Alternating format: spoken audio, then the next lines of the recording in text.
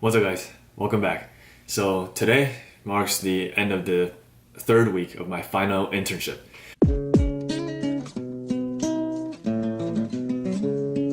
And yesterday, Saturday, I basically spent the whole day out with a couple of my friends, Ryan, George, and then we went to a friend's birthday brunch, and then basically just hung out the whole day and just ate a lot of food. It's not for your video. I still have a channel. Yo, bro, chill. Nobody follows it. George, that's messed up.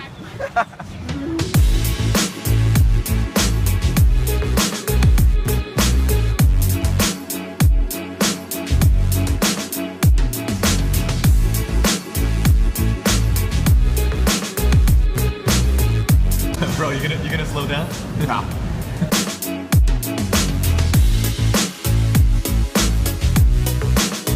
So for the rotation, I'm 3 weeks in, and I'm doing most of the evaluations, treating the patients, and handling the schedule, and just doing mostly everything because it is my final rotation. So my CI is aware of that, so I need to be kind of up to par with everything.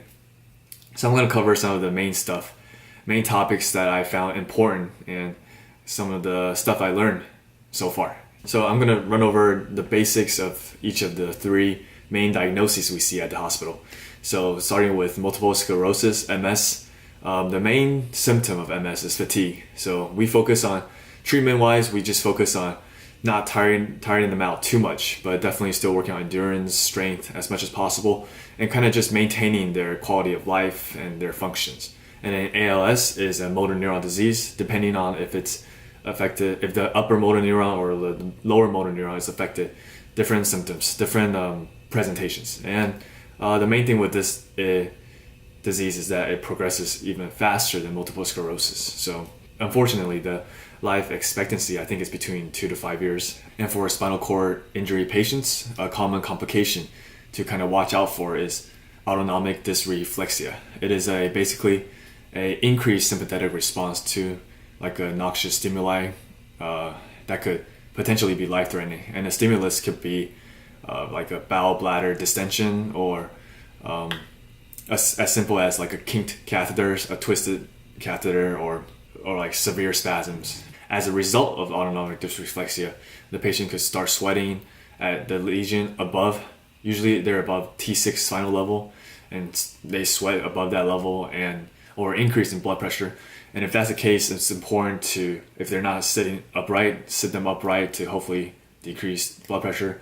Kind of the opposite of orthostatic hypotension. When you stand the patient up real quick, if it's too sudden, their blood pressure might drop.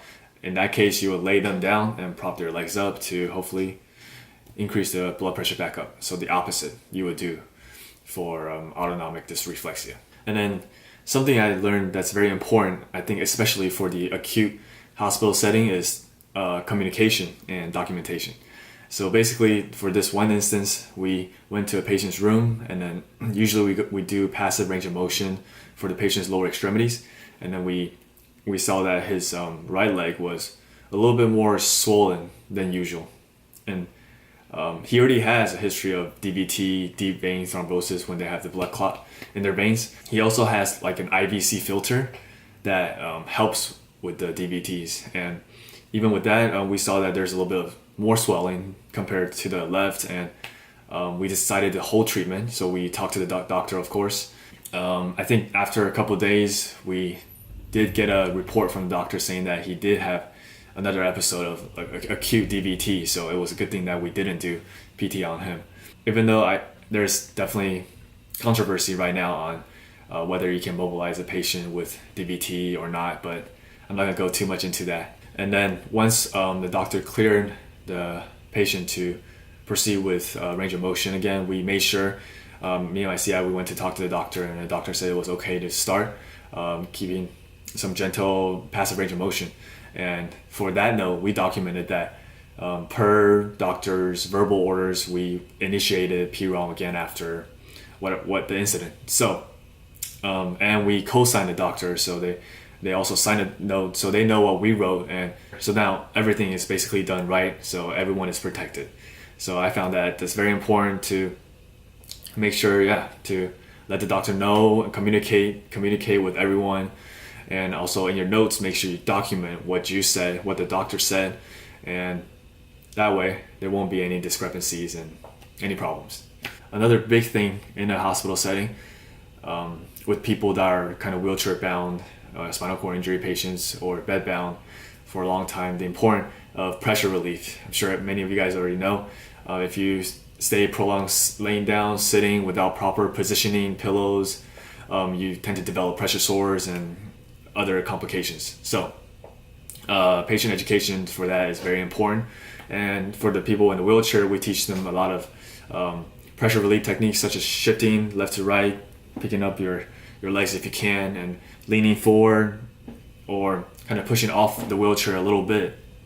And also for the people in the power wheelchairs, most power wheelchairs have this ability to kind of tilt back in space 45 degrees to help with the pressure relief. And it's important that when you have the power wheelchair, you don't just lean the seat back like that. That could cause shear forces. Something interesting that happened this past week, I got to observe the ASIA scale being done on the patient. The ASIA impairment scale is basically for spinal cord injury patients to administer to them to determine their level of neurological injury on the sensory and motor level, and also to determine if they're complete or incomplete. And I'm not gonna go too much in detail. And then there's like a sheet with all the details about going through the motor exam, testing the different muscles, and then for the different levels. And then the sensory, you do like a pinprick sharp dull test, and then also just a light touch, different columns, and all that. It was very cool to see it done live in person, and because we learn about it in school, but we never really get a chance to kind of experience it. But that was pretty cool. So usually, whether physicians, PTs, and I think maybe nurses can administer this test, but at the hospital I work at, they let only the physicians do it. So I was able to be in there and kind of observe, and he explained it pretty well. I know I may seem like I'm kind of rushing a little bit because I want to get all this information to you guys, but also keeping the video a good duration. So, all right, hope you guys enjoyed this video, and thanks for watching.